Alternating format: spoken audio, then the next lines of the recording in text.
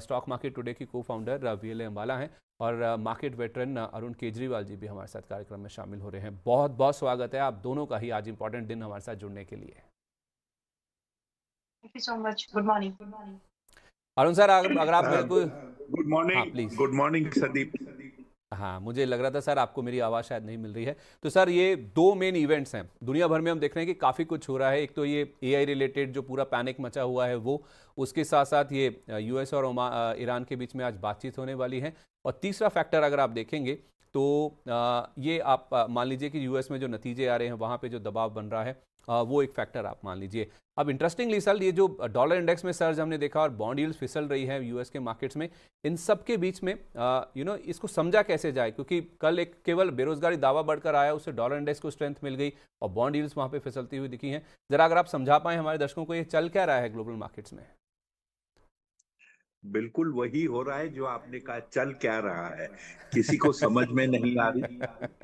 दुनिया में अगर आप देखो कि लड़ाई का माहौल बनता है, गर्मा गर्मी हो जाती है दोनों तरफ से, और कुछ ही दिनों में वो मामला ठंडा पड़ जाता है। लड़ाई कोई नहीं चाहता। आजकल जो खर्च होता है, जो इसमें तबाही मचती है, हाँ मैं जानता हूं कि पुराने जमाने की लड़ाई, मतलब मेरे जमाने की लड़ाई 50-60 साल पहले सोल्जर्स जाते थे, एम्यूनिशन जाता था, वो टाइप की लड़ाई होती थी। आजकल तो सब कुछ इलेक्ट्रॉनिक डिजिटल होता है, कुछ मिनटों में तहस नहस होकर काम खत्म हो जाता है। लेकिन ये जो है पॉस्चरिंग, ये आजकल बहुत ज्यादा है। आपने कैसे कहा, आपका कौन सा पांव पहले आगे हुआ, ये सब को देखकर लोग एनालिसिस करते हैं। मेरे ख्याल से लाइटर नोट पर शेयर बाजार छोड़कर अब मुझे लगता है ये काम करने में हो सकता है ज्यादा फायदेमंद हो जाए देखने के लिए। बट आइए मार्केट के ऊपर ही बात करते हैं। देखिए, सिचुएशन काफी क्रिटिकल लेवल पर आ गई थी, लेकिन वहां से रिट्रेसमेंट जो हुई है पॉस्चरिंग में बहुत ज्यादा हुई है। लगता है दो फ्रंट पर लड़ाई खत्म हो जाएगी। एक, ईरान यूएस का जो टेंशन हुआ था वो, और दूसरा यूक्रेन रशिया, क्योंकि अब यूक्रेन को सपोर्ट करने वाले कोई बचे नहीं, न उसको पैसा दे रहे हैं, न उसे एम्यूनिशन दे रहे हैं। कोई भी लड़ाई चाहे आप छोटी मोटी करो, बिना ये दो चीज के हो नहीं सकती। तो विश्व बाजार के लिए अच्छा है, चांदी सोना के लिए खराब है, क्योंकि ये सेफ हेवन वाले मेटल या प्रोडक्ट्स होते हैं।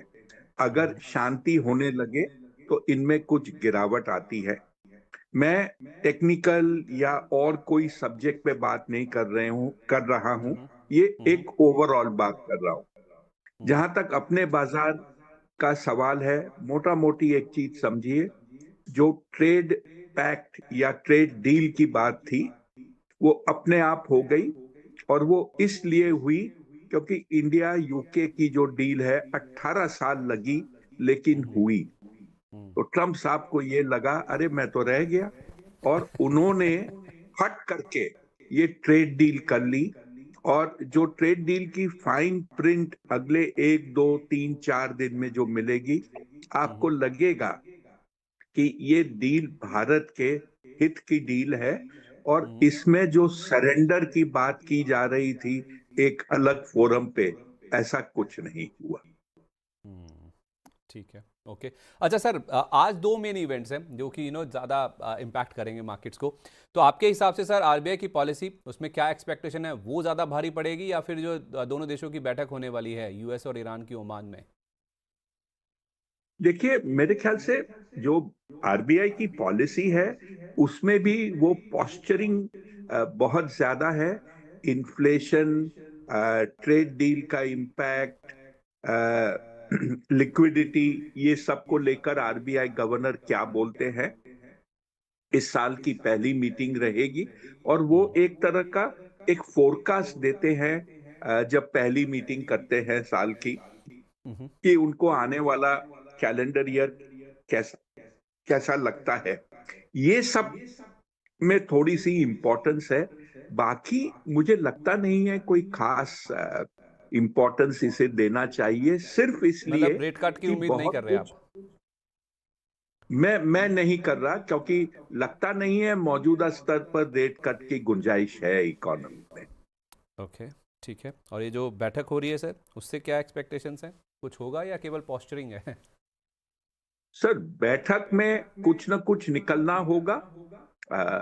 ये काफी टेंस सिचुएशन पर हो गई है, और लड़ाई, जैसे मैंने कहा, किसी को लड़ाई में इंटरेस्ट नहीं है। और बैक होम जो डोनाल्ड ट्रंप जो कैवलियर मूड में, काउबॉय मूड में आए थे लड़ाई करने के लिए पूरे दुनिया के साथ, उनको भी ऐसा लग रहा है कि शायद ये सही समय नहीं है। और वेनेजुएला में जो हुआ वो सेम चीज ईरान में हो जाए, ऐसा पॉसिबल नहीं। ठीक है, ओके। वीएलए मैम, इस बीच में आप देखेंगे ना, तो ये जो इवेंट्स हुए इस पूरे हफ्ते में, इसमें बजट आया जिसमें हमने ट्रेड डील भी होती हुई देखी, एफआईएस का पैसा आया भारी मात्रा में 5,236 करोड़ रुपए का। लेकिन वो जो खरीदारी थी वो कल बदल गई है बिकवाली में। 2,151 करोड़ रुपए का कल हमने एफआईएस की ओर से बिकवाली का नंबर देखा। डीएस ने खरीदारी की है 1,130 करोड़ रुपए की।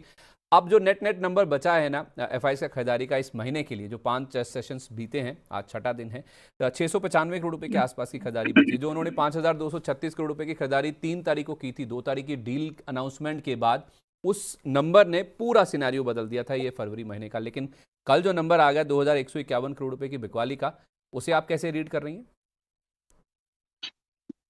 वो एक मूवमेंट बाइंग हो रही है, और वो आप मतलब डेटा को अगर शायद थोड़ा डीप डाइव करें तो पता भी चलेगा कि रिलायंस या हेवी वेट्स में बाइंग हुई होगी वो मेजोरिटी। तो आई मीन ये सस्टेनेबल बाइंग नहीं लगती संदीप जी। अभी भी जो आउटलुक है, देखिए दो तीन चीजें मेजर होती है। स्टेबिलिटी तो सबको चाहिए ही चाहिए, but yes we are moving toward, we are discussing कि हाँ सब चीजें सेटल हो जाएंगी। और जो फ्यूचर में होने वाला होता है डेफिनेटली उसको प्रेजेंट में डिस्काउंट करने की, प्राइस इन होने की कोशिश होती है। बट स्टिल ये सस्टेनेबल बाइंग मुझे अभी भी नहीं लगती, क्योंकि दो एक मेजर जो कंसर्न है, दो मेजर ट्रिगर मार्केट के लिए अभी भी बचे हुए हैं। स्टेबिलिटी इन इंडियन आईएनआर, और अगर आपको एक्सपोर्ट्स को बूस्ट करना है तो उसको वीक रखना ही पड़ेगा। तो उस एस्पेक्ट से आप वो ये दोनों डॉट्स मैच नहीं हो पा रहे कि अगर हमको एक्सपोर्ट्स को बूस्ट करना है इस current given market economy condition में, तो क्या हम अपने रुपये को मजबूत करेंगे, और अगर नहीं करेंगे तो फिर एफआईआईज जो है, जो एफपीआईज हैं, वो इस तरह से आउटले जो है मार्केट से बाहर पैसा निकालेंगे अभी भी। तो आउटलुक अभी वही है कि अभी यहाँ पर इनफ्लो एफआईआईज का नहीं हो रहा है, जो है वो अभी भी कंटिन्यू रहेगा। अब रही बात इसका इम्पैक्ट क्या है, मैं इस बात से ज्यादा खुश हूँ कि इतना बड़ा आउटफ्लो हो रहा है उनका मार्केट से, बट स्टिल हम उतने नहीं गिरे, and thanks to domestic investors जो कि सिप्स के थ्रू, म्यूचुअल फंड्स के थ्रू मार्केट में पैसा इनफ्लो करा रहे हैं। लेकिन कब तक? अगर रिटर्न्स बहुत ज्यादा अगर बॉन्ड यील्ड बढ़े, एक चीज मार्केट में बिल्कुल अभी आज के प्रेजेंट कंडीशन में समझने की जरूरत है, बॉन्ड यील्ड बढ़ सकते हैं आने वाले समय में। और अगर वो बढ़ते हैं तो जो लोग सेफर इन्वेस्टर्स हैं, थोड़ा सा वहां पर हम लोग एक शिफ्ट जरूर नोटिस करेंगे। तो मार्केट में हो सकता है कि जो हमारे म्यूचुअल फंड्स हैं उनका थोड़ा सा एक चेंज, फंड्स का थोड़ा सा चेंज, थोड़ा बहाव, जो प्रवाह है, थोड़ा ट्विस्ट या ट्वीक हमको थोड़ा देखने के लिए मिल सकता है। बट यस, हैप्पी अबाउट कि हमारी मार्केट उतनी नहीं गिर रही है जितने की एक्सपेक्टेशन है, जितने की गिर जानी चाहिए थी इस पूरे घमासान में। लेकिन अभी भी हम लोग आज की मार्केट में 25,600 के 25,550 के ऊपर ही सस्टेन है। सो दिस इज समथिंग कि हाँ, वेट एंड वॉच वाली कंडीशन है, सभी लोग भी देख ही रहे हैं। लेकिन हम अगर इस बात पर आंख लगा के रखें कि एफआईआई आएंगे तो हमारी मार्केट ऊपर जाएंगी, वैसा वाला सिचुएशन मुझे अभी अभी भी नहीं लग रहा है। ठीक है। लेकिन ये जो इतनी बड़ी गिरावट नहीं हुई ना आप जो कह रही हैं, उसमें शायद एक रीज़न ये भी है कि भले ही कैश सेगमेंट में बिकवाली की है, लेकिन कल इंडेक्स फ्यूचर्स में उनकी ओर से खरीदारी हुई है 538 करोड़ की। इंडेक्स ऑप्शंस भी खरीदे गए हैं 2,410 करोड़ रुपए के, और स्टॉक फ्यूचर्स भले ही बिकवाली हुई है 2,521 करोड़ की, 540 करोड़ के स्टॉक ऑप्शंस भी बेचे गए हैं। लेकिन जो इंडेक्स ऑप्शंस में खरीदारी हुई उसके दम पर 6,800 माफ़ कीजिए 81 करोड़ रुपए की खरीदारी का नंबर हमने एफएनओ में या फिर वायदा बाजार में एफआईएस की ओर से बनता हुआ देखा। जरा एक बार लॉन्ग शॉर्ट रेशो भी देख लेते हैं। जो इंडेक्स फ्यूचर्स में 538 करोड़ रुपए की खरीदारी हुई है, उसके बाद आप देखेंगे जो 18.67% पर लॉन्ग रेशो था वो घटकर केवल 18.5% पर ही आया है। तो थोड़ी शॉर्ट पोजीशंस ऐड हुई हैं। जो ऑप्शंस खरीदे गए हैं आई थिंक वो ये इशारा कर रहे हैं कि थोड़ा वो हेजिंग भी करके चल रहे हैं। तो Arun sir, yes. Cash segment के ऊपर ज़्यादा फोकस करें या फिर वायदा बाजार में जो एफआईज कर रहे हैं उसके ऊपर? देखिए, फाइनेंस मिनिस्टर ने 1 तारीख को जो बजट पेश किया था और जो एक बड़ा फॉल आया था, वो सिर्फ एक चीज को लेकर आया था कि हम्म, एसटीटी को एफ एंड ओ पर बढ़ा दिया गया था। और सभी ने उसके बाद में बार बार ये कहा कि जो आंकड़े हैं, 10 में से 9 आदमी पैसा तोड़ते हैं, सौ हम्म, माफ कीजिए, 100 में से 95 आदमी एफ एंड ओ में पैसा तोड़ते हैं, उनको रोकने के लिए किया गया था। मेरे ख्याल से टाइम आ गया है, जब इतने ऊंचे स्तर के लोग बोलने लगे, तो आम निवेशक को, जो आपके चैनल देखते हैं और हम्म, हमारे जैसे लोगों को सुनते हैं, उनसे हम्म, हाथ जोड़कर विनती करूंगा कि कैश मार्केट में पैसा डालिए। वहीं पर आपको पैसा बनाने का अपॉर्चुनिटी मिलेगा। ये हम्म, वायदा बाजार उन बड़े लोगों के लिए छोड़ दीजिए जिनके पास दूसरों का पैसा है और उससे वो ट्रेड करते हों। अब आ जाइए, आपका जो मेन सवाल था कि देखिए, बाजार में एक बड़ा पिक्यूलियर सिचुएशन पैदा हुआ है। जो नतीजे आ रहे हैं, हम्म, लार्ज कंपनीज के नतीजे फिर भी ठीक ठाक, मोटा मोटी आ रहे हैं, तो हम्म, वहां पर पेन नहीं देखने को मिल रहा। लेकिन हम्म, जो mid cap small cap space है, उसके अंदर में वैल्यूएशन बहुत ऊंचे हैं। रहा सहा नतीजे भी सेटिस्फैक्ट्री या पॉजिटिव नहीं दे रहे, तो हम्म, इनकी वैल्यूएशन काफी हद तक एक्सपेंसिव से मोर एक्सपेंसिव बन रहे हैं। ऐसे माहौल में ये उम्मीद करना कि ये सेक्टर के प्राइस बढ़ेंगे, ये शायद मुश्किल होगा। और हम्म, पूरा अगर आप बाजार में नंबर ऑफ शेयर्स की बात करें, तो मिड कैप स्मॉल कैप मिलाकर 80-85% मार्केट का हिस्सा होता है। लार्ज हम्म, कैप महज 5-7% है। तो हम्म, मार्केट में, कैश मार्केट में, आपको सेफ्टी फैक्टर को ध्यान रखकर हम्म। कुछ हद तक पोर्टफोलियो को लार्जर कैप स्टॉक की तरफ आ, मोड़ना पड़ेगा। ठीक है, पोर्टफोलियो में लार्ज कैप्स का हिस्सा ज़्यादा होना चाहिए। भले ही वो मार्केट का 5 से 7% कंट्रीब्यूट करते हैं, लेकिन फिलहाल जिस तरह की स्थिति है आपके पोर्टफोलियो में उनका ज़्यादा बड़ा portion, majority of the portion होना ही चाहिए। वेले मैम, आप डॉलर रुपये की बात कर रही थी। कल आप देखेंगे तो हमारा रुपया 8 पैसे मजबूत हुआ, 90.44 वाला 90.36 पर पहुंचा है। तो आप कह रही थी कि एफआईज का ध्यान रुपए के ऊपर है। ये चिकन एंड एग वाली स्टोरी है कि रुपया मजबूत होगा तो एफआईज आएंगे, या एफआईज आएंगे तो रुपया मजबूत होगा। लेकिन एक बात ज़रूर है कि 92 के आसपास जहां हम पहुंच गए थे, वहां से रुपया गिरते गिरते अब या फिर कम मजबूत होते होते 90.36 पर पहुंच गया है। तो आपकी क्या एक्सपेक्टेशन है कि एफआईज क्या नंबर को देख रहे हैं? क्या ऐसा नंबर होगा जिसको देख के उनको लगेगा कि हाँ, रुपया अब ठीक ठाक है, हमारा पैसा लगाना, हम उसके साथ आगे बढ़ सकते हैं?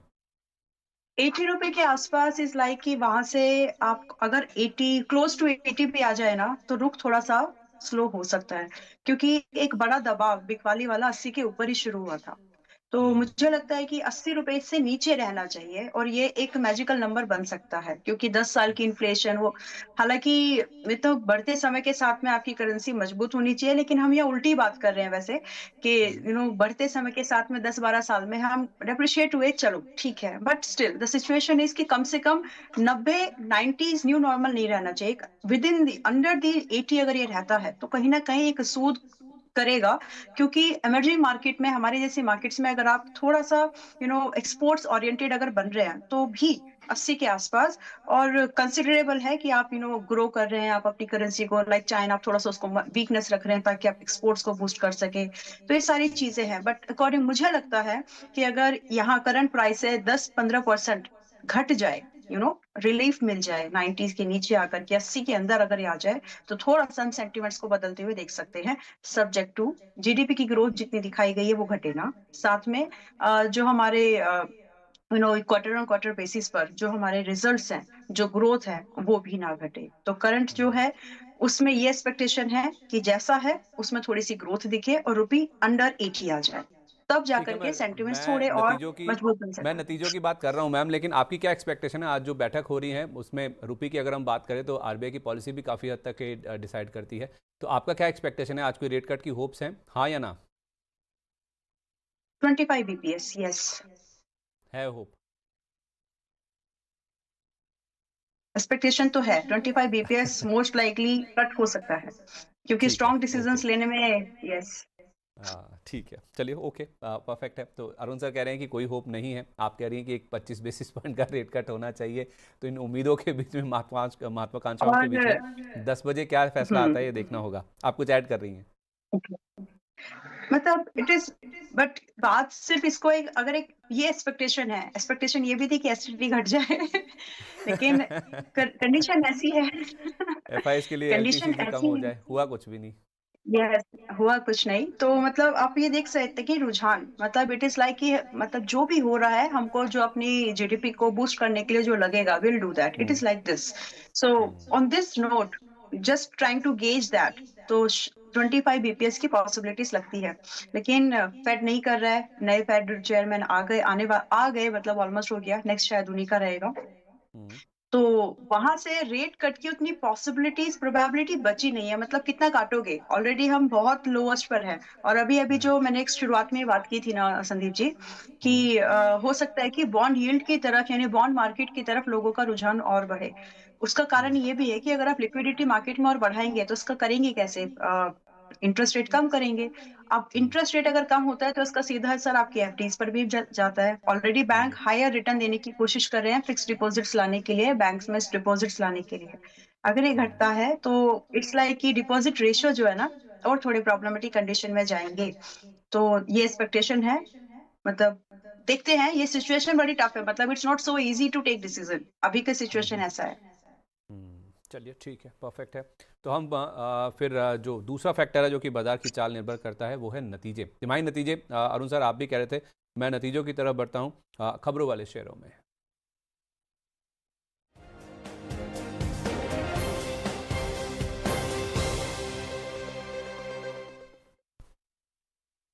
अरुण सर सबसे पहले टाटा मोटर्स पीवी, इसके नंबर्स मैं डिस्कस करना चाहूँगा आपके साथ।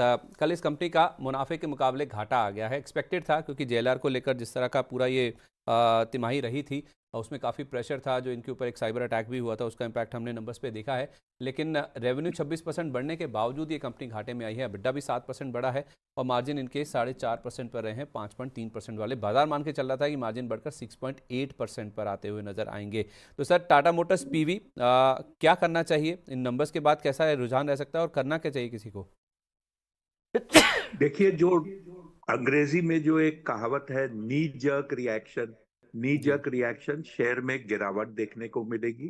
किस हम्म स्तर से इसमें बाइंग आएगी, मेरे ख्याल से तकनीकी तौर पर चार्ट्स आपको इंडिकेट करेंगे कि कहां पर सपोर्ट बिल्डअप होता है। बट हम्म मेरा ये मानना है कि आज या कल ये लोअर लेवल से सपोर्ट लेकर वापस बढ़ने लगेगा, क्योंकि ये जो इवेंट हुआ है, ठीक है, नंबर में कुछ ऊपर नीचे हुआ है, लेकिन हम्म पॉजिटिव दो चीज निकल कर आई है। रेवेन्यू बढ़ा है, जो हम्म कंपनी को एक ऑटो में जो प्रॉब्लम हुई थी, जो टैरिफ को लेकर अनसर्टेनिटी हुई थी, वो हम्म, सब पूरा हो चुका है। ये ध्यान ठीक है। में रखिए। ये गाड़ियां बनती है यूके में, जहां तक ये लैंड रोवर की बात है, और हम्म इंडिया ने यूके के साथ भी एग्रीमेंट किया है। तो बिल्कुल। बेशक आगे जाकर जो भी लैंड रोवर की गाड़ियां इंडिया में बिकेगी, ऐसा नहीं होगा कि उसके ऊपर ड्यूटी ज्यादा लगेगी, और जो और ब्रांड्स इंडिया में बेचेंगे उनको ड्यूटी कम देनी पड़ेगी। तो ये एक बड़ी पॉजिटिव हो जाएगी कंपनी के लिए, इंडिया में सेल्स आगे करने के लिए। मतलब आप कह रहे हैं कि नंबर्स खराब हैं, लेकिन बिकवाली की बजाय लोअर लेवल्स पे खरीदारी के मौके ढूंढिए, या फिर नीचे में सपोर्ट ले सकता है स्टॉक, उसके ऊपर ज़्यादा आप फोकस कीजिए। ठीक है, पॉइंट वेल बिल्कुल टेकन सर। बिल्कुल। रियली मैम जरा भारतीय एयरटेल के आप चार्ट देखिए, इनका जो मुनाफा है ना कल 2.5% गिर कर आया बाजार बंद होने के बाद। रेवेन्यू में 3.5% का जंप है। ये मैं सारे नंबर्स आपको क्वार्टर बेसिस पे बता रहा हूँ। अबिडा इनका 4% ग्रो किया है और मार्जिन जो 56.7% वाले थे वो 57% पर आ गए। और इनके जो आरपू है, एवरेज रेवेन्यू पर यूजर, जिस पर बाजार खासतौर पर फोकस करता है, उसमें क्वार्टर बेसिस पर 1.25% का जंप है। 259 रुपीज़ का नंबर आता हुआ दिखा है।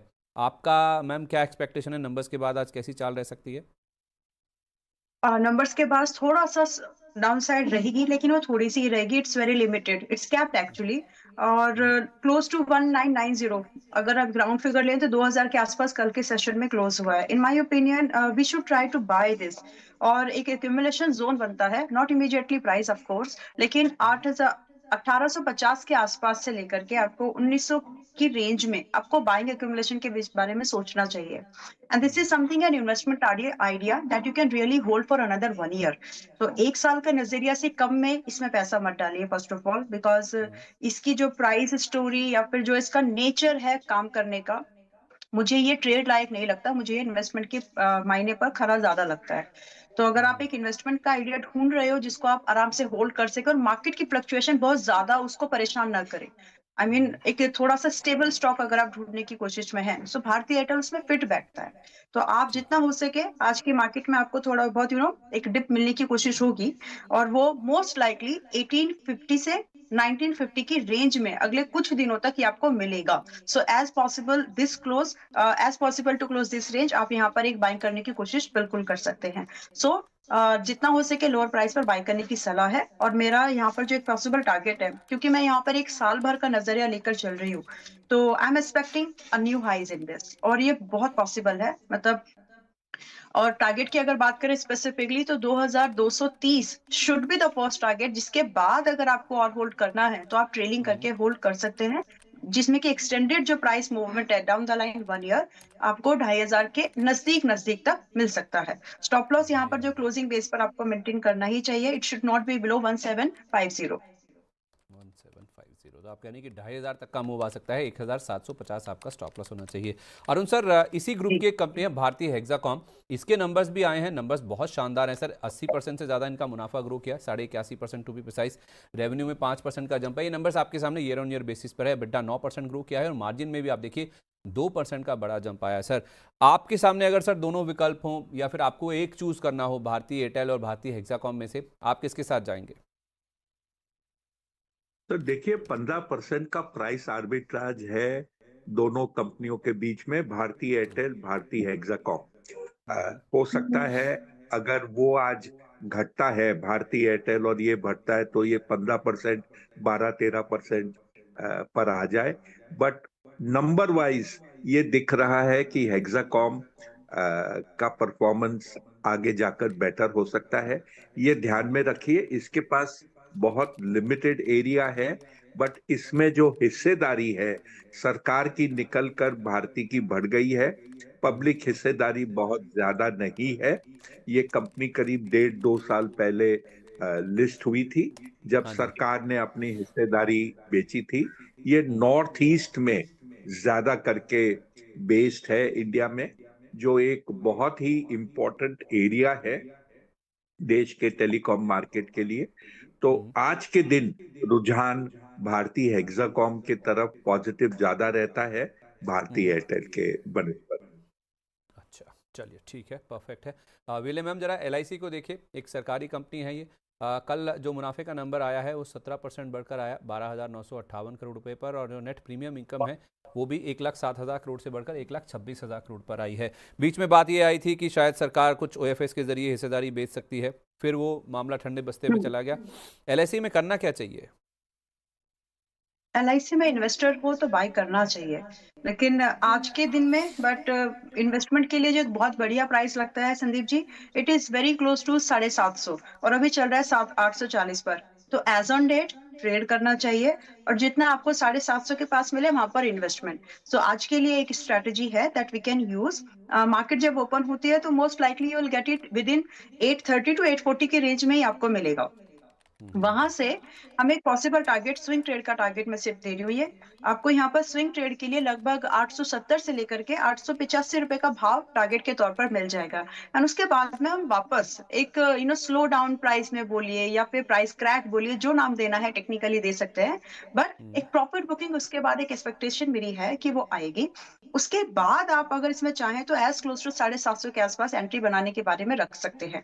बट क्योंकि उसको समय है, मे बी 2 महीने 3 महीने, बट आज की जो अपॉर्चुनिटी है आप आज करंट प्राइस पर भी उसको एनकैश कर सकते हैं। सो जो हाथ में है, एक कहावत होती है, मतलब पहले जो सामने है हमारे, हम उसको देखना है। तो आज की डेट में इट्स अ ट्रेड जहां पर आप करंट प्राइस पर 830 से 840 की रेंज में बाइंग कंसीडर करके स्टॉप लॉस मेंटेन करिएगा 810 रुपए का। टारगेट जो दिए हैं 870 से लगभग लगभग 900, मैक्सिमम 910 का एक्सपेक्ट कर सकते हो। तो ये एक ट्रेड है जिसको एनकैश करने की कोशिश फिलहाल करनी चाहिए। ठीक है, तो 830 से 840 की रेंज में खरीदिए, 810 का स्टॉप लॉस लगाइए और 870 से 910 तक के लेवल्स देखने को मिल सकते हैं। अरुण सर, एक बार मजगांव डॉक के बारे में बताइए। इनके कल नंबर्स जो आए ना, उसमें 9% इनका मुनाफा बढ़ा है। रेवेन्यू में हालांकि 14.5% से ज़्यादा का जंप था, 8.5% EBITDA भी बढ़कर आया और मार्जिन थोड़े से श्रिंक होते हुए दिखे हैं। अब सर हो क्या रहा है ना, मेरे को BDL के नंबर याद आ रहे हैं। BDL के नंबर्स बड़े ही डिसअपॉइंटिंग थे, 50% से ज़्यादा इनका मुनाफा ड्रॉप हो गया था। अब जितनी भी डिफेंस स्पेस की कंपनीज है या फिर स्पेशली जो PSUs हैं मैम, सर उसमें ना ये देखने को मिल रहा है कि नंबर्स में कुछ ज़्यादा उत्साह नहीं दिख रहा। नो डाउट इनकी ऑर्डर बुक्स बहुत मजबूत हैं, ये कंपनियां फंडामेंटली बहुत साउंड हैं, लेकिन नंबर्स में वो रिफ्लेक्शन नहीं दिख रहा है। मैं सही पढ़ रहा हूँ सर? और डिफेंस स्टॉक्स पे आपकी राय? देखिए, इसका जो नेचर ऑफ बिजनेस है, ये शिप बनाता है, वॉरशिप है, उसको एक बार साइड में रख दीजिए। लेकिन वो जो एक लाइफ साइकिल होता है मैन्युफैक्चर का, जैसे ये पनडुब्बी बना रहा है उदाहरण के तौर पर, तो पनडुब्बी को बनाने में 3 से 5 साल लगते हैं। जी। इसका एक इन्वर्टेड कर्व, या वो बोलते हैं ना, एक इन्वर्टेड बेल जैसा शेप में इसका वैल्यू बिलिंग होता है। शुरू में धीरे धीरे धीरे बिलिंग करती है, फिर लास्ट में जब शिप करीब करीब तैयार हो जाता है तो बॉट आउट आइटम एक साथ शिप के ऊपर इंस्टॉल होते हैं। बिलिंग बड़े बड़े मात्रा में बढ़ जाती है, बट उसमें मार्जिन लिमिटेड होता है, क्योंकि डॉक का कंट्रीब्यूशन उस काम में खाली फिट करने का होता है। तो मान लीजिए उदाहरण के तौर पर इस एग्जाम्पल में अगर 2 पनडुब्बी डिलीवर होने वाली है अगले क्वार्टर में, तो इसका उसके पिछले क्वार्टर में अचानक रेवेन्यू में स्पर्ट आएगा, बट प्रॉफिटेबिलिटी में आपको लगेगा कि कंपनी ने ये काम फ्री में किया है, क्योंकि उसमें अच्छा। मार्जिन गिर जाती है। तो अगर ये धंधा में आप इन्वेस्ट करते हो तो क्वार्टर ऑन क्वार्टर रिजल्ट न देखें, आपको हर बार मार लगेगी। ठीक है, तो अभी इस लेवल पर सर एग्जैक्टली। 2400 के नीचे मजगांव डॉक कैसा लग रहा है आपको? सर लॉन्ग टर्म का प्ले है, डिफेंस कंपनी है। ऑर्डर बुक के बारे में आपने कहा, बड़ा इंप्रेसिव ऑर्डर बुक है। अगर आप देखें डिफेंस के ऊपर में देश का टोटल एक्सपेंडिचर बढ़ रहा है, सबमरीन की जो एक्सपर्टीज इस कंपनी के पास है वो इंक्रीज हो रही है, नए एग्रीमेंट्स नए ऑर्डर्स सब दिए जा रहे हैं। तो it's a long term play. Result देखकर थोड़ा ऊपर नीचे हो जाए, बाजार में 4 दिन में आप देखो किस टाइप की उठापटक हुई है। अगर किसी ने ट्रेड गलत साइड में कर लिया होता तो कितने पैसे लगे, अंदाजा करने में डर लगता है। बिल्कुल, क्योंकि ये जो पूरा हफ्ता रहा है ना, जो 1 तारीख से शुरू हुआ, इसमें सर हमने 1750 अंकों से ज़्यादा का एक जो वेरिएशन है वो देखा है, क्योंकि बजट के दिन हमने 24,571 का लो टच किया था और जब ट्रेड डील हुई थी उसके बाद जो हाई बना था 26,341 का। तो डिफरेंस जो है दोनों लेवल्स के बीच में, बजट के लो और ट्रेड डील के बाद जो उत्साह या गैप अप हुआ था, उसमें आप देखेंगे तो 1750 पॉइंट से ज़्यादा का केवल एक हफ्ते का चार्ट दिखाइए, उसमें ये विजिबल हो जाएगा आपको कि कितना बड़ा स्विंग निफ्टी में हमने इस हफ्ते बनता हुआ दिखाई आपके सामने स्क्रीन पर आपको नज़र भी आ जाएगा। अच्छा, इसके अलावा ना वीएलए मैम, ज़रा एक आप केन्स टेक्नोलॉजीज देखिए, कल इनके नंबर्स आए हैं। नंबर्स में ना आपको दिखेगा हर चीज़ बड़ी हुई है, मुनाफा बढ़ा है, मार्जिन बढ़े हैं, EBITDA बढ़ा है, रेवेन्यू बढ़ा है, लेकिन इस पे कैच ये है कि जितना बाजार मान के चल रहा था उतना नहीं नंबर बढ़कर आए हैं। तो केन्स के नंबर्स में भले ही आपको ग्रोथ नज़र आ रही है, लेकिन बाजार अनुमान से नंबर्स काफ़ी नीचे हैं। मैं एक एग्जांपल देता हूँ, 76.5 करोड़ का आपको मुनाफा दिख रहा है, 66.5 करोड़ वाला बाजार 106 करोड़ रुपए के आसपास मान के चल रहा था। मार्जिन बढ़कर आए हैं 14.8% पर, बाजार 15.8% के मार्जिन मान के चल रहा था। इन शेयरों की पिटाई पहले ही बहुत ज़्यादा हो चुकी है। अब इन नंबर्स के बाद अगर कोई गिरावट आती है तो खरीदना चाहिए या फिर इनको इग्नोर करें? नहीं, इन नंबर के बाद अगर आपको एक अच्छी गिरावट मिलती है तो खरीदना चाहिए। एंड मैंने बहुत कम देखा है कि बहुत अच्छे रिजल्ट आने के बाद कंपनी बहुत अच्छी प्राइस पर चली हो। मतलब इट इज लाइक कि जो होना है वो पहले बाद में, अगर आपकी कंपनी अभी अच्छा रिजल्ट नहीं दे रही है, अब एक एग्जांपल दे रही हूँ, लेकिन फंडामेंटली साउंड कंपनी है, तो आपको उस पर नजर रखनी है कि कब वो टर्न अराउंड बन सकता है। तो आज इसके रिजल्ट आज उतने बेहतर नहीं है जस्ट अराउंड दी जो मार्केट की एक्सपेक्टेशन के अराउंड थे, हाँ, हाँ। लेकिन आने वाले समय में इस खराब से सिचुएशन में भी ईएमएस कंपनीज के लिए it was not a good time. जो अगर हम पिछले 2-3 क्वार्टर्स को देखें तो इस खराब से समय में भी इसने कोशिश तो कर ली। तो इसका मतलब है कि अगर थोड़ा कहीं से सपोर्ट मिल जाए, जिसमें भी बजट में बोला भी गया है, तो कहीं ना कहीं हमको एक सपोर्ट मिल सकता है, वापस से रिबाउंड मिल सकता है। लेकिन क्वेश्चन यहाँ पर ये बनता है कि ऐसी कंपनीज को भी खरीदना ऐसी जगह पर है जहां पर आपका रिस्क या तो बहुत लीस्ट हो या फिर प्रोबेबिलिटी बहुत नील हो जाए।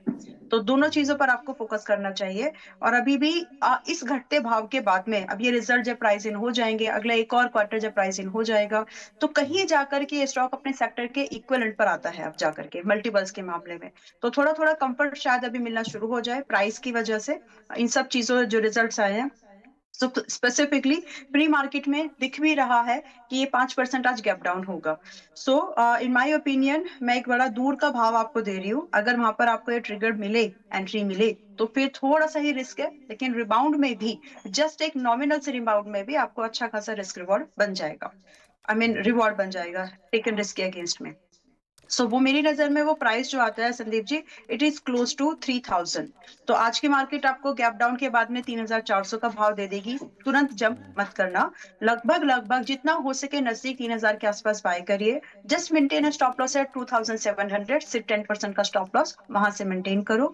और पॉसिबल टारगेट जो आप वहां से देख पाएंगे आराम से 3600, जो कि अभी हम लोग कल, मतलब जो सेशन क्लोज हुआ है, 3600 एंड लगभग 4100 के भाव हमको दिख सकते हैं। सो यहाँ आपको एक अच्छे और डिस्काउंटेड प्राइस पर बाय करने की मेरी तरफ से तो सलाह है, not at the current price. ठीक है, नीचे मिले तो लें, लंबा नजरिए रखें, 4100 तक भी ये स्टॉक जा सकता है। बर्जर पेंट्स के कल नंबर आए हैं, फ्लैट से नंबर है, कुछ ज़्यादा खास है नहीं नंबर्स में, स्क्रीन पर आप देख भी पा रहे हैं 8% मुनाफा गिरा, मार्जिन फ्लैट रह हाँ, गई। ऐसा ही कुछ नंबर्स नंबर अभी आपको? अच्छे नहीं रहेंगे हाल फिलहाल। हाल हाँ, हाँ। फिलहाल नंबर्स, जब मैं पिछली बार ये बोल रही थी कि अगले 2 क्वार्टर की वीक रिजल्ट्स की नींव रखी जा चुकी है, तो मतलब मेरे पास कुछ क्रॉस क्वेश्चंस आए थे, कैसे ऐसे अभी तो मतलब दिस वन और फाइनेंशियल नेक्स्ट फाइनेंशियल ईयर का एक क्वार्टर भी थोड़ा सा वीक ही रहेगा। तो कंपनीज जो भी ओवर वैल्यूड है ना, उनसे तो बिल्कुल बचना है इस सीजन में, एटलीस्ट इस कंडीशंस बिल्कुल में। बचना जी। चाहिए, जो ओवर वैल्यूड स्टॉक्स हैं उनसे बचना चाहिए। ऐसा ही रिजल्ट एक आरवीएनएल का भी आया। इनके आप देखेंगे ना तो आपको मुनाफे में भले ही 4.25% की बढ़त दिखेगी। नंबर्स दिखा दीजिए एक बार। रेवेन्यू बढ़कर आया लेकिन EBITDA गिरा है और मार्जिन भी टूट कर आए हैं। तो मैं बर्जर पेंट्स और आरवीएनएल में एक्सपेक्ट कर रहा हूँ कि कुछ नंबर्स के बाद कुछ खास नहीं होगा। और सर मेरा नज़र या मेरी जो ध्यान है वो नाइका के ऊपर है। 2.5 गुना से ज़्यादा इनका मुनाफा बढ़कर आया इस बार। रेवेन्यू में भी 26-27% का जंप है। EBITDA यानी कि कामकाजी मुनाफा 64% ऑलमोस्ट बढ़ गया और मार्जिन भी 6.2% वाले 8% पर आते हो देखें। सर अगर आपने नंबर्स को देखा हो डिटेल में तो आज कुछ तोड़फोड़ हो सकता है नाइका के स्टॉक में? भाई, आपको पता है कल मैं ट्रैवल कर रहा था तो रात को घर पहुंचते पहुंचते टाइम मिला नहीं है पूरा नतीजे देखने के लिए। और रिजल्ट की सीजन जोरों से चल रही है, लेकिन जो फर्स्ट कट आपने नंबर्स अभी स्क्रीन पे बताए, उससे लगता है कि इसके अंदर में कुछ पॉजिटिविटी आज देखने को मिलेगी। वैसे भी अगर आप देखें तो ये शेयर एक रेंज बाउंड मूवमेंट में चल रहा है काफी समय से, और जो यूफोरिया देखने को मिला था शेयर में लिस्टिंग के इमीडिएटली बाद, उसके बहुत नीचे चल रहा है। तो इसके अंदर में एक स्विंग ट्रेड बोलिए, रिजल्ट बेस्ड ट्रेड बोलिए, उसकी एक अपॉर्चुनिटी बन सकती है। बट ध्यान में रखिए ये बड़े कंपेटिटिव स्पेस में ट्रेड करता है, और एक क्वार्टर के नतीजे से कंपनी के ऊपर पूरा का पूरा व्यू चेंज नहीं करना चाहिए। बहुत समय लगता है ऐसी कंपनियों को पूरा डायरेक्शन बदलने में। ठीक है, ओके। इस बीच बाजार खुलने की तैयारी में है। मैं आपको बता भी रहा था कि 100 पॉइंट के आसपास का एक गैप डाउन इंडियन मार्केट्स में एक्सपेक्टेड है, और देखिए उन्हीं लाइंस पर करीब 80 पॉइंट के आसपास की जो प्राइस हमने सेटलमेंट होता हुआ देखा, 80 पॉइंट की गिरावट के साथ हुआ था। हालांकि खुलने के बाद लोअर लेवल से आप देखेंगे तो कुछ आपको बाउंस बैक भी दिख रहा है, थोड़ा बहुत खरीदारी भी दिख रही है, यानी कि लो लेवल से कुछ इंटरेस्ट ज़रूर आता हुआ दिख रहा है। तो एक वॉलेटाइल सेशन है जिसके लिए आप ब्रेसअप कर लीजिए, या फिर उतार चढ़ाव वाला सेशन रह सकता है। एक तो न्यूज़ फ्लो बहुत ज़्यादा रहेगा, 10 बजे पॉलिसी का अनाउंसमेंट भी है, ओमान वाली बैठक भी है, और ग्लोबल फ्रंट पर जो ईरान और यूएस के बीच में वैसे टेंशन चल रही है वो तो एक फैक्टर है ही, जिसको हमें लगातार देखना है। और उसके साथ साथ सोना चांदी की कीमतें अब तो एक नई चीज़ है जिसको आपको ध्यान में रखना होगा। कल जिस तरह से चांदी गिरी थी उस पर भी आपको फोकस करके चलना चाहिए। लेकिन बहरहाल आप देखेंगे तो मार्केट आपको गिरावट के साथ, कमजोरी के साथ ही आज खुलता हुआ दिखा है। हालांकि अच्छी बात यह है कि बहुत बड़ी गिरावट नहीं है, जैसा हमें वीएलए मैम भी कह रही थी कि एफआईएस की बिकवाली के बावजूद कल भी हम उतने ज़्यादा नहीं गिरे हैं, और अभी भी 25,600 का लेवल हमने आज इंट्राडे में ब्रीच जरूर किया है, लेकिन उसके आसपास, उसके ऊपर रहने की जो कोशिश है वो ज़्यादा हमें फिलहाल मार्केट में देखने को मिल रही है। विले मैम, कोई स्ट्रैटेजी जिस तरह की मार्केट में ओपनिंग हुई है उसके बाद? नहीं, ये मार्केट ट्रेड करने लायक नहीं है संदीप जी। तो जहां पर मुझे रिस्क पे कंफर्ट या फिर नहीं है, तो मेरी तरफ से वहां पे कोई डायरेक्शनल ट्रेड तो बिल्कुल नहीं है। एंड एक और चीज, मतलब ऐसा भी नहीं है कि बहुत बड़ी रेंज ट्रेड हो जाएगी तो मैं आपको स्ट्रैडल्स वगैरह भी शेयर कर दूं और उसमें आपका प्रॉफिट बन जाए। आज 7 तारीख है, कल और परसों फिर आपके हॉलीडेज हैं, तो आपका प्रीमियम ऐसे ही डिके हो जाना है। So don't trade. अगर आपको मार्केट में ट्रेड करना ही है, वेट फॉर दी भाव, ऐसा लेवल का वेट करो जहां से आपका ट्रेड ज्यादा सिक्योर की तरफ जाए, क्योंकि हमेशा एक होता है ना, एक कांटा है तो किस साइड ज्यादा घूमता है, रिस्क या प्रॉफिट। तो फिलहाल मेरी नजर में 25,500 600 it's not the something that you should long, यहाँ से बायर नहीं करना चाहिए। कम से कम वेट करिए, आ जाता है चीजें, पेशेंस रखने चाहिए बस। 25,300 के आसपास आ जाएगा तब वहां से एक बार आप लॉन्ग होने की जरूर कोशिश कर सकते हैं, जिसमें कि 25,000 का स्टॉप लॉस रखिएगा और उसके बाद टारगेट। बाकी इंट्राडे में तो मैं आज अवॉइड ही कर रही हूँ, मेरी तरफ से कोई डायरेक्शनल ट्रेड नहीं है एज फार एज अभी तक का जो व्यू है। बाकी कुछ मार्केट में, और मुझे पोमो भी नहीं होगा, मतलब आई एम नॉट लाइक कि ठीक है, मतलब मैं जाते हुए प्राइस को देख लेती हूँ। ऐसा नहीं है कि यहाँ से 100 पॉइंट ऊपर चला गया, 150 पॉइंट ऊपर चला गया and I was like hi miss हो गया। नहीं, ऐसा कुछ नहीं है, क्योंकि फोमो अपॉर्चुनिटीज नहीं कीप ऑन कमिंग। है। Yes, opportunities keep on coming, बस वेट करिए। तो 25,300 पे आप कहेंगे कि मैं निफ्टी में खरीदना पसंद करूंगी, 25,000 का स्टॉप लॉस लगा के, फिर टारगेट की क्या उम्मीद करें? टारगेट कम से कम 25,550, मतलब 25,550 से लेकर के 25,800 का भाव हमको ऐसे टारगेट मिल जाएगा। और वो मतलब वो वाला मूव जो होगा बहुत स्विफ्ट स्विफ्ट हो जाएगा, उसमें आपको ज्यादा वो नहीं होगा कि कभी स्टॉप लॉस की तरफ जा रहा है, कभी टारगेट की तरफ जा रहा है। वो वाली सिचुएशन कम बनेगी, तो वो सेफर ट्रेड बनता है। वेट एंड वॉच कीजिए, फोमो वाली फीलिंग मत लाइए। 2 दिन का वीकेंड है हमारे सामने, बहुत सारा न्यूज़ फ्लो भी है, तो उस हिसाब से नीचे में यस, अपॉर्चुनिटीज आती रहती है। तो नीचे में अगर 25,300 के आसपास निफ्टी मिले, वहां पे ट्रेड करना ज़्यादा बेटर है, ज़्यादा सेफ है। उस समय आपका स्टॉप लॉस 25,000 का होगा, पहला टारगेट 25,300 25,550 का, और दूसरा टारगेट आपका 25,800 का होगा। चलिए ठीक है, ये भी बात सही है कि वॉलेटाइल है मार्केट, न्यूज़ फ्लो बहुत ज़्यादा है, नतीजे भी आ रहे हैं, पॉलिसी भी है, ग्लोबल फ्रंट पर बहुत कुछ हो रहा है। तो ज़्यादा बेटर यही है कि आप जितना सेफ चलें उतना आपके लिए ज़्यादा बेटर है। स्टॉक स्पेसिफिक बात करते हैं, तो और ज़्यादा स्टॉक्स लाइमलाइट में इस हैं। चीज हाँ को, प्लीज़ प्लीज़ प्लीज़। जी, इस चीज को एक चीज से और रेफरेंस से भी समझाना समझना जरूरी है कि निफ्टी में आप देखिए कि जो ट्रेड पिछले, मतलब मान लीजिए सब ट्रेड डील वगैरह सब हो जाता, सब कुछ अच्छा होता, उस कंडीशन में भी जो पूरा प्राइस ट्रेड 1 महीने कम से कम या 2 महीने में होना चाहिए था, वो 1 दिन में हो गया। तो आपके हाथ से वो अपॉर्चुनिटी निकल गई है। अब उसमें आप कहीं जबरदस्ती अपॉर्चुनिटी ढूंढेंगे, क्योंकि 5% निफ्टी 1 दिन में रेयर केस होते हैं, राइट? तो वो हो चुका है प्राइस में। तो अभी सिर्फ बैठो शांति से, ताकि घात लगा के बैठिए, जब मौका मिले तब आप ट्रेड कर सके। तो मैं सिर्फ दोबारा मैंने दोबारा इसीलिए बोला है ताकि आप ये भी समझ लें कि ये बहुत बड़ा जंप था जो आया था, और एक्सपेक्ट तुरंत बजट के बाद था। तो जहां पर लोग एक्सपेक्ट कर रहे थे कि थोड़ा सा और डिक्लाइन आ जाए तो हम फ्रेश लॉन्ग्स बनाए, वो मिला ही नहीं बहुत सारे लोगों को मौका। तो क्या तुरंत इस मार्केट में हमको लॉन्ग बना लेने चाहिए? इन्वेस्टमेंट के भी लॉन्ग्स हैं तो, यानी इन्वेस्टमेंट के लिए पैसा डालना है तो नहीं, थोड़ा सा रुक जाओ ताकि आप किसी का एग्जिट ना बने। दैट वॉट जस्ट उतना ही बस मैं समझाने की कोशिश कर रही थी। तो तुरंत लॉन्ग मत कीजिए, फोमो वाली फीलिंग, ज़बरदस्ती, जल्दबाजी मत कीजिए, घात लगा कर बैठिए। ये एक नई चीज़ सामने आई है। 25,300 का वेट कीजिए, वहां पर आपको मौका मिलता है तो ज़रूर खरीदारी कीजिए। इंडेक्स में नहीं कुछ करना है, लेकिन स्टॉक स्पेसिफिक एक्शन भरपूर है। हॉट स्टॉक्स में समझते हैं इसको।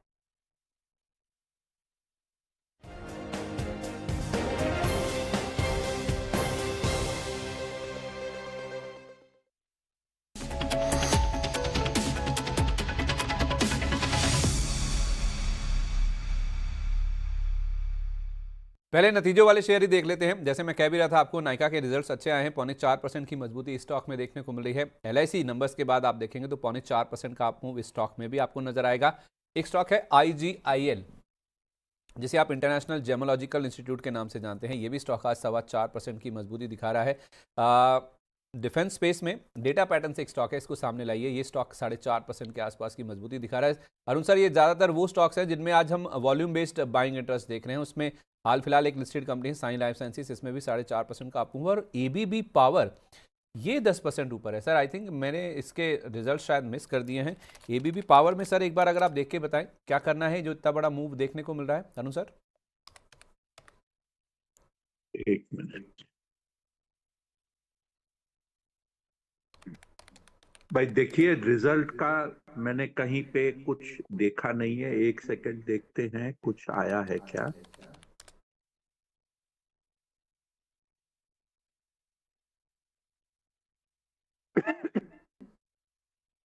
हिताची एनर्जी के नाम से मिलेगा ये।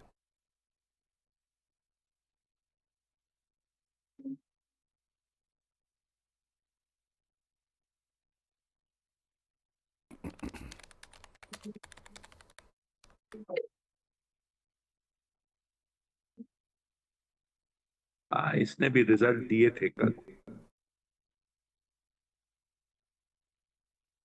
जब तक रिजल्ट खुलता है तब तक आपको इतना शेयर कर लूं कि पावर स्पेस के अंदर में बहुत कुछ देश में भी हो रहा है और ग्लोबली भी हो रहा है।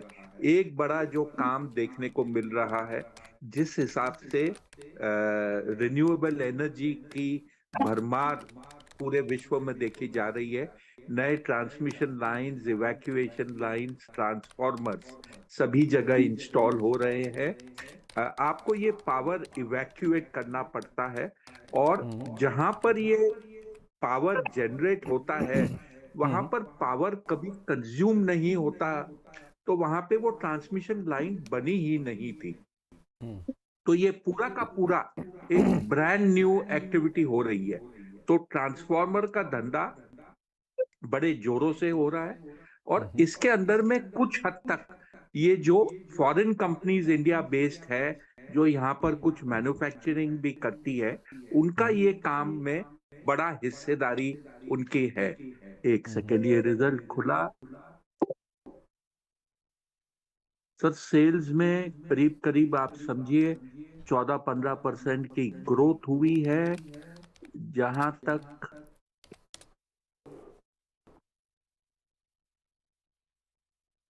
प्रॉफिटेबिलिटी की अगर बात करें, EPS बेसिस पे फ्लैट है।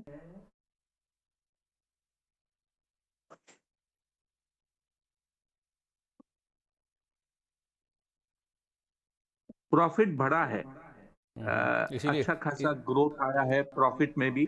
तो मोटा मोटी ठीक है। पावर शेयर जो इक्विपमेंट बनाते हैं उनमें सभी में एक रुझान पॉजिटिव देखने को मिल रहा है।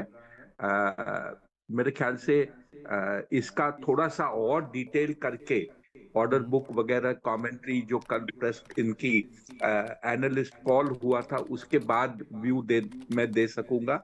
ऑलरेडी इमीडिएट जो कॉल बनता था वो तो प्राइस मूवमेंट हो चुका है। तो अब ये ऊंचे भाव पर जो ये भाव बढ़ा है उसको देखकर, नई रणनीति देखकर फिर आपको बताऊंगा। चलिए ठीक है, परफेक्ट है, कोई दिक्कत नहीं। लेकिन आज इसमें 10% का अप मूव आपको साफ तौर पे नजर आएगा। नाइका में 5% का मूव अब बढ़कर हो चुका है। 85 लाख शेयरों से ज़्यादा का वॉल्यूम है। एक बार वीएलए मैम नाइका को देखिए, इसमें क्या ये अप मूव और भी कंटिन्यू हो सकता है? मतलब क्लोज टू 280 तक आसपास जा सकता है। और उसी की कंसिडरेशन में आज के इंट्राडे पॉइंट ऑफ व्यू से ही सिर्फ हम एक कॉल ऑप्शन यहाँ पर ट्रेड कर सकते हैं। इससे ट्रेड ओनली, मैं यहाँ पर इन्वेस्टमेंट की, मतलब यहाँ पर हम ऑप्शन में कॉल दे रहे हैं फिर स्टॉक में लॉन्ग पोजीशन बना सकते हैं क्या, वैसा वाला व्यू नहीं, जस्ट अ मोमेंटम प्ले, इसीलिए ऑप्शंस में उसको ट्रेड कर रहे हैं। तो नाइका का 270 का call option current month web series में हम इसको 10 से 11 की रेंज में मोस्टली इसको बाय कर सकते हैं। 9 से 11 की रेंज में एक्चुअली हम इसको बाय कर सकते हैं, क्योंकि हो सकता है कुछ लोग बाद में भी देख रहे हैं। तो आपको यहाँ पर 15 रुपए का फर्स्ट टारगेट 15 से लेकर के आप 35 रुपीज तक के तो एक टारगेट एक्सपेक्टेशन आप रख सकते हैं मोमेंटम प्ले अगर आप कर रहे हो तो। और क्लोजिंग बेस पर आपका स्टॉप लॉस प्लीज 5 रुपए पर रख लीजिएगा। सो थोड़ा सा रिस्क ज्यादा जरूर है, लेकिन रिवॉर्ड भी अगर मोमेंटम इसमें सस्टेन हो जाता है कुछ और मिनट्स के लिए भी, तो मोस्ट लाइकली है कि आधे पौने घंटे के मोमेंटम में भी अगर सस्टेन होता है तो ये 15 रुपए का भाव जो है ट्रिगर कर दे। यानी just momentum play, it's nothing कि आपको नायका में कैश मार्केट में खरीदारी करना है।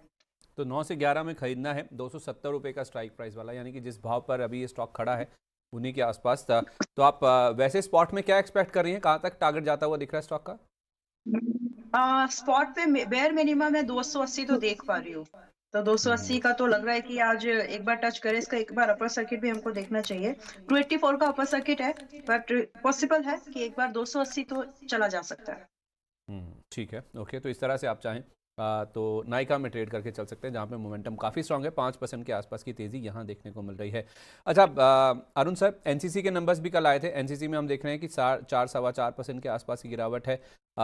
इसके साथ साथ ना एनसीसी के अलावा, एनसीसी के नंबर्स आप देखिए, एनसीसी के साथ साथ सर ये जो पूरा स्पेस है ना, ये वाला जो इंफ्रा वाला हुआ या फिर जो हाईवे बनाने वाली कंपनीज हैं, उसमें आप ये देखिए, और दूसरा है केना कंस्ट्रक्शन देखिए, इनका भी मुनाफा आप देखें तो 59% ड्रॉप हुआ है।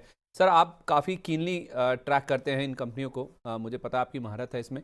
तो एनसीसी और केना कंस्ट्रक्शन में जो जिस तरह के नंबर्स आए सर, ये क्या पिक्चर शो कर रहे हैं और कैसे अप्रोच करना चाहिए इन कंपनियों को?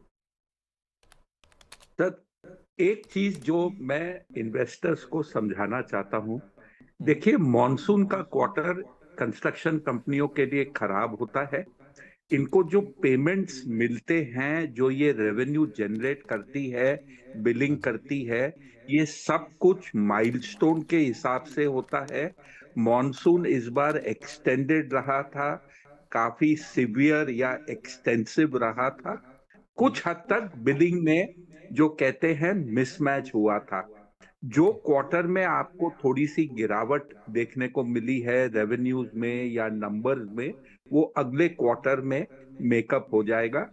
ओवरऑल अगर आप इस स्पेस में बिजनेस देखें, न्यू ऑर्डर विंस देखें, परफॉर्मेंस देखें, गवर्नमेंट के नए टेंडर्स एनएचएआई ने जो इश्यू किया है, सभी कुछ पॉजिटिव है। एक क्वार्टर को इतना ज्यादा इंपॉर्टेंस देकर मेरे ख्याल से आप बिगर पिक्चर मिस कर जाओगे। अच्छा, ठीक है, परफेक्ट है। 2 सवाल सर इससे पहले कि आप हमसे विदा लें, 9:30 के आसपास आपने बोला था सर फ्री कर दीजिएगा। एक तो सर आरईसी 3.5% की गिरावट यहाँ देखने को मिली। आरईसी पीएफसी के कुछ मर्जर की बात सर बजट में आई थी, तो आपसे बजट के टाइम पे बातचीत नहीं हो पाई थी, तो बजट के अगर के कुछ डिटेल्स या कुछ हाइलाइट्स को अगर हम टच करने की कोशिश करें, तो ये आरईसी पीएफसी में सर क्या करना चाहिए? जो गिरावट है आरईसी में, मौका है ये? देखिए, वैसे भी अगर आप हिस्सेदारी की बात करें तो पीएफसी आरईसी का मालिक है, वो जी, ये कंपनी ओन करता है, हाँ जी, वो डोमिनेंट इसका शेयर होल्डर है, तो हाँ ये जी, एक तरह से उसकी सब्सिडियरी ही कही जा सकती है। अब टेक्निकली अगर यस। विलय हो भी, हाँ, अगर ये इसका विलय हो भी जाता है तो जी, बहुत बड़ा कोई इम्पैक्ट कंपनी के फाइनेंशियल परफॉर्मेंस पे नहीं देखने को मिलेगा। इसमें सिर्फ जो एक आर्बिट्राज निकलेगी ये विलय होने पर, वो ये होगी कि स्वैप रेशो क्या आता है, क्या आता है? कहीं पर क्या लेकर भाव को देखते हुए कुछ अपॉर्चुनिटी बनती है क्या।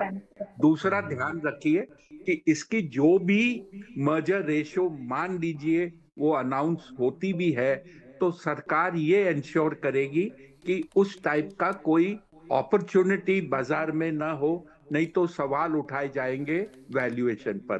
तो बहुत ज्यादा उस चीज पर ध्यान न दे कि ये एक अपॉर्चुनिटी बन सकती है। ओके, ठीक है, ओके। एक आखिरी सवाल आपसे सर, जिससे पहले कि आप हमसे विदा लें, वो है सर सिल्वर प्राइजेस को लेकर।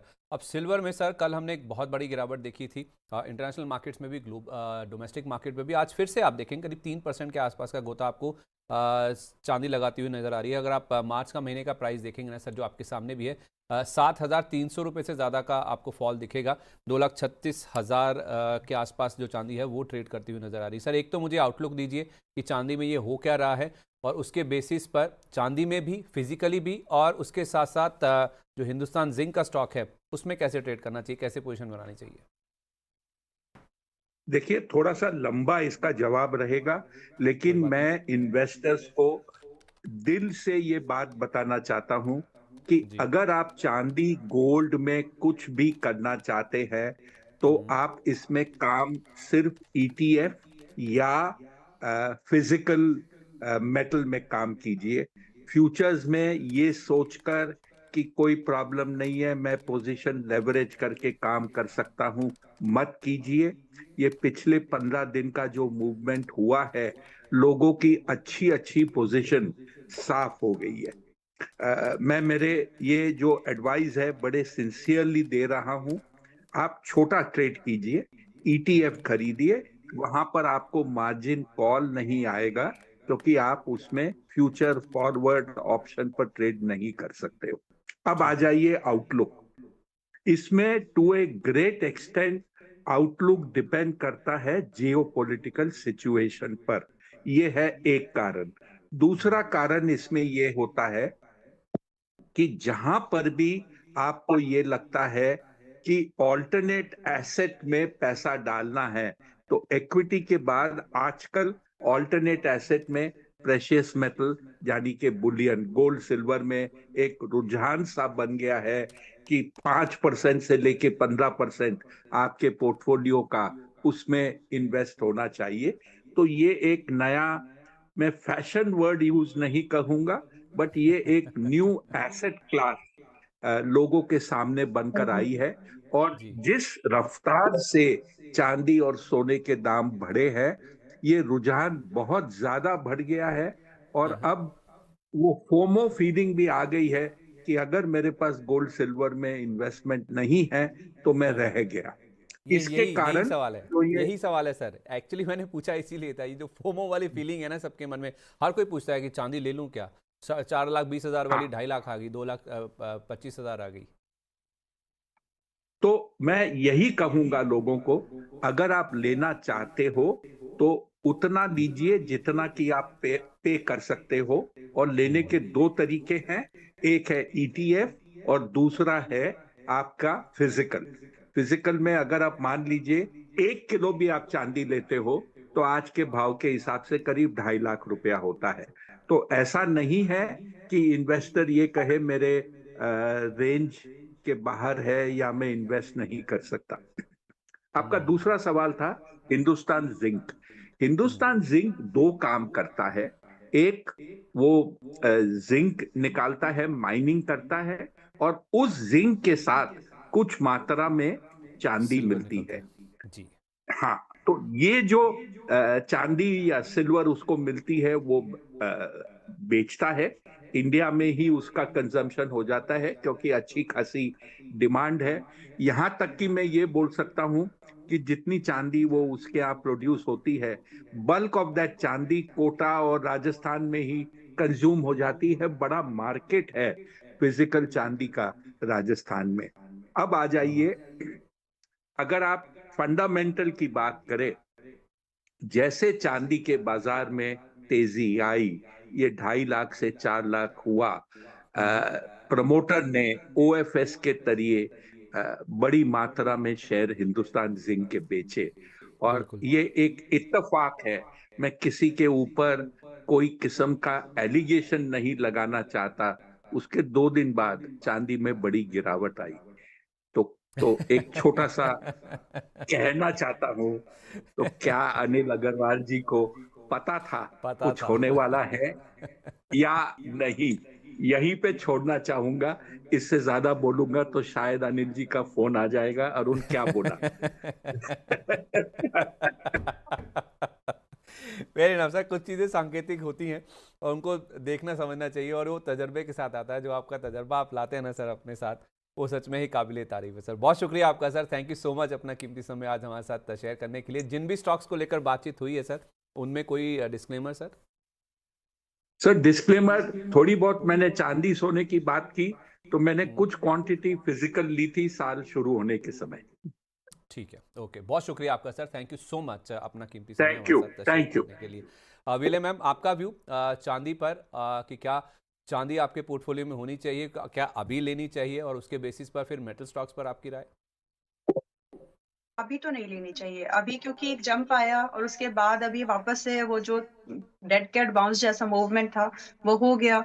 अब उसके बाद में वापस से मुझे लगता है, मैंने कल भी मतलब हम लोग बात कर रहे थे, और आज की गिरावट अभी उतनी हुई नहीं है, मतलब लेट मी यस, तो अभी कुछ खास हुआ नहीं है। तो आज के इस करंट प्राइस से मैक्सिमम एक कैपिंग तो जरूर मिल गई है हमको, कि कितना, तो 15 से 25% करंट भाव से, बस इससे ज्यादा की गिरावट है नहीं। तो जवाब दूसरी साइड मिल भी गया है कि हमको नया खरीदना है, एडिशन करना है, तो और थोड़ा सा रुक जाइए, और सस्ता मिलेगा और अच्छा भाव मिलेगा, और मिलेगा मतलब आप अगर थोड़ा सा रुक जाएं तो आपको और अच्छा भाव मिल सकता है। लगभग लगभग आपको एमसीएक्स में 1,85,000 के आसपास सिल्वर मिल जाएगा, चांदी मिल जाएगा। तो वहां पर आप एक बार जरूर खरीदारी का व्यू बना करके चल सकते हैं, क्योंकि जिस मेटल में वो पोटेंशियल है, जो इट इज नॉट समथिंग, आप कोई एक लोकल चीज नहीं खरीदे, लोकल मतलब ब्रांडेड वाली बात नहीं कर रही हूँ, you are not buying something local, you are buying something which is very global, और जिसमें ग्लोबल डिमांड है। तो उस प्रोडक्ट को अगर आप अपने पास में बाय करके रख रहे हो थोड़े सस्ते दामों पर, तो नथिंग लाइक दैट।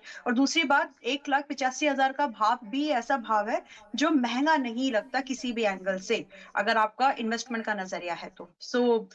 डरिए मत, पहली बात तो ये, क्योंकि जो आपने खरीदा है it's not a paper thing, paper पे कोई चीज नहीं है वो, इसमें एक रियलिस्टिक इंटरेस्टिंग वैल्यू है, जो कि आपको डेफिनेटली एक बार तो मिस बिल्कुल नहीं करना चाहिए। अगर आप पहले से किसी ऊंचे भाव पर हो और आपके आपके पास में गुंजाइश है, तो 1,85,000 के आसपास आप जो है चांदी में एक बार एडिशन, या फिर अगर फ्रेश बाय करना है तो बिल्कुल कोशिश कर सकते हैं। तो मतलब मैं सिर्फ इसी बात पर यहाँ पर खत्म कर रही हूँ, इस वाले पर्टिकुलर नोट को, कि डरने की जैसी तो कोई जरूरत नहीं है, क्योंकि इसका सब्स्टिट्यूट मार्केट में अभी आया नहीं है, टेक्नोलॉजी नहीं है ये जिससे जो बदल के आप रातों रात कुछ अलग कर लेंगे। और ठीक दूसरा, है। गोल्ड की भी अगर बात करेंगे तो गोल्ड में भी आप थोड़ा सा गिरावट के लिए रुक जाइए। गोल्ड में मैक्सिमम 10% का डिप लगता है संदीप जी, इससे ज्यादा नहीं। तो खरीदारी करना है, लॉन्ग टर्म का व्यू है, क्योंकि अमूमन ऐसा माना जाता था कि मम्मी पापा से तो हम लोगों ने यही सुना था कि चांदी सिल्वर नहीं बढ़ते भैया, ये आपके लिए खरीदा है, रखे हैं, ऐसा मतलब एक सेफ हेवन के तौर पर, या फिर धीरे धीरे बढ़ने वाली एक लो वोलेटाइल एसेट क्लास में कंसीडर होते थे। But the experience which we have did, mostly हमारे मम्मी पापा लोगों ने मतलब एक दो बार किया है पास्ट में डेफिनेटली, लेकिन इमीडिएट हमारी फैमिलीज ने उतना शायद नहीं किया होगा जितना हम लोग इस चीज को एक्सपीरियंस कर रहे हैं। And the season people definitely they are aware of it, कि बहुत ज्यादा मार्केट में इस तरह की फ्लक्चुएशन ज्यादा नहीं हुई है। तो सस्ते भाव में मिले, खरीदने की पूरी कोशिश करिए, क्योंकि चल जाएगा वापस, दैट्स माई आउटलुक। और रही बात साल भर में कितना, तो 1 से 1.5 साल का नजरिया है, you are happy, you are lucky.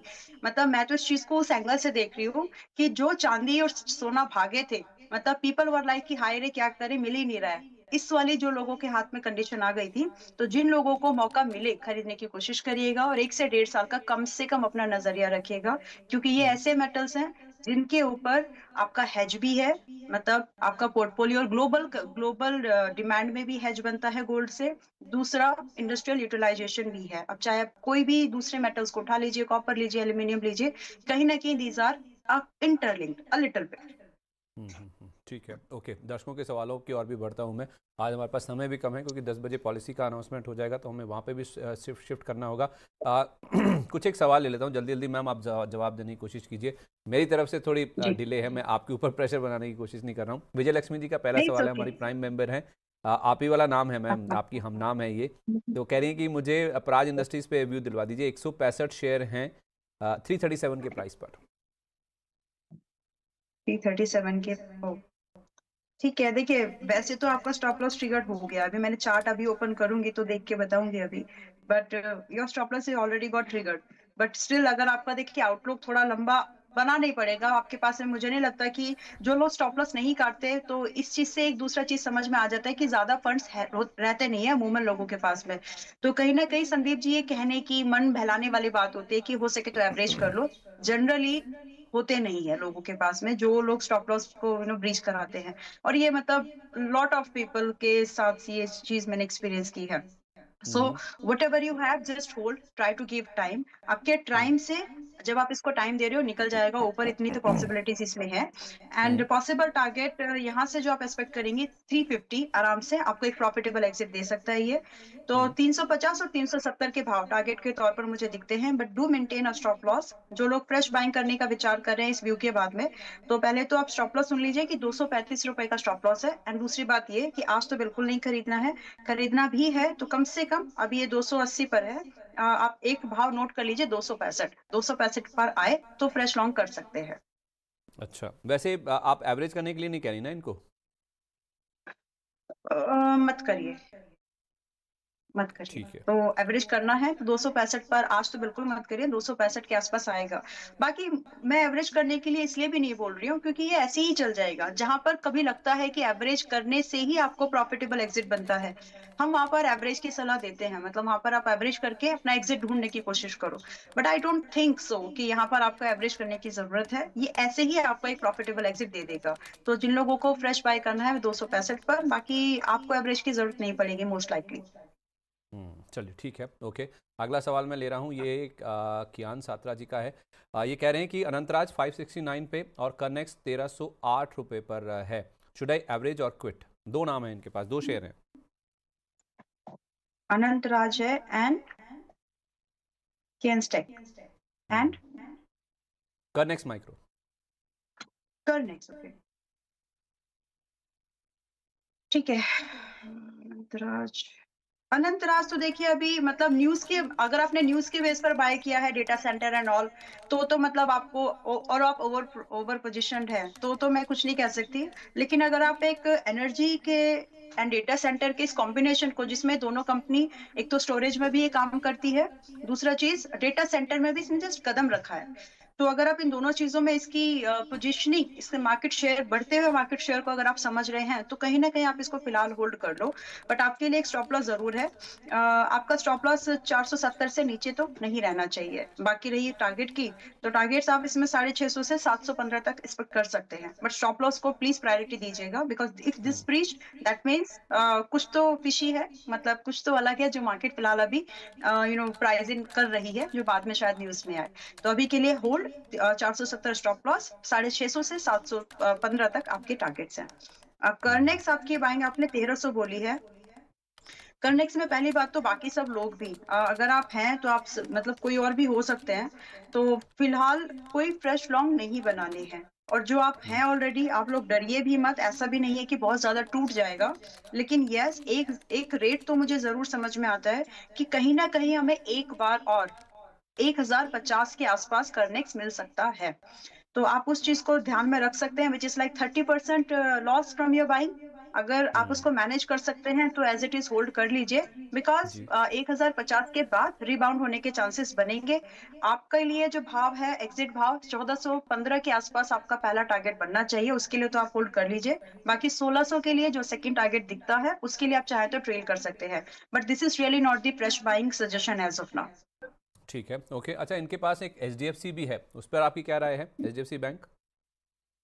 HDFC bank ठीक है, मतलब अभी डिस्काउंट पे ही मिल रहा है। और कितने पर है बाय द वे? डिस्काउंट नहीं पर तो बताया आज मिल उन्होंने। रहा है कितने का? नहीं नहीं बताया नहीं ओके इन्होंने मैम। अच्छा ठीक है, नहीं भी बताया तो HDFC बैंक आज मुझे लगता है कि अगर आपका नजरिया आज से 1 साल तक का है, 3-4 क्वार्टर्स का है एक्चुअली, तो आप इसको बिल्कुल आज भी बाय कर सकते हैं, और जो है वो होल्ड करके चल सकते हैं। I don't know your buying, but to me it is like, मैं एक एक्यूमुलेशन जोन बताती हूँ, 950 से 900, इसी एक्यूमुलेशन जोन सीरियस इन्वेस्टर्स के लिए बढ़िया भाव है ये। बहुत कम चांसेस हैं, मतलब मैं फिर से एम्फेसाइज करके बोले, देयर आर रेयर चांसेस कि 870 के नीचे क्लोजिंग करे। तो अच्छा सपोर्ट है, अच्छा एक्यूमुलेशन जोन है उनके लिए जो 3-4 क्वार्टर्स के लिए इसको होल्ड करना चाहते हैं। रिटर्न की एक्सपेक्टेशन ओवर मत रखिएगा, मतलब it's not something high alpha, ये धीरे चलता है लेकिन स्टेबल कैटेगरी में आता है। तो पोर्टफोलियो को थोड़ा सा स्टेबल या हेज रखने टाइप का स्टॉक है ये। तो आप करंट भाव पर हैं, आसपास खरीदने का प्लान कर रहे हैं तो रख सकते हैं, महंगी बाइंग है तो एड ऑन भी कर सकते हैं।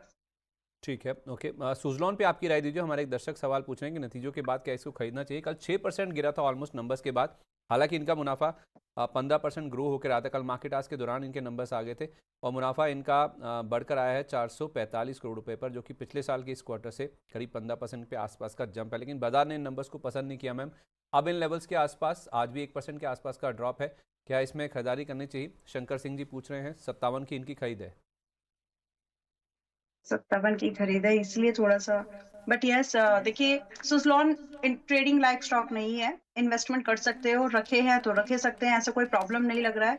42 रुपए तक मैक्सिमम आ सकता है, मतलब अगर आज कोई फ्रेश बाइंग करना चाह रहा है 47 पर, तो जस्ट कीप इन माइंड कि 42 इज द मैक्स जहां से ये रिबाउंड बहुत ज्यादा चांसेस है। मतलब ये जो जोन चल रहा है अभी, ये धीरे धीरे बाय करने वाला जोन है, एंड यहाँ से जो एकदम ब्रेकआउट कह लीजिए या फिर एक अच्छा अपसाइड की मूवमेंट की जो पॉसिबिलिटीज बनेंगे वो हायर होंगी, और स्टॉप लॉस भी यहाँ पर बहुत छोटा बनता है आपका। तो आप हैं तो मैं आपको यही सलाह दूंगी कि फिलहाल होल्ड कर जाओ।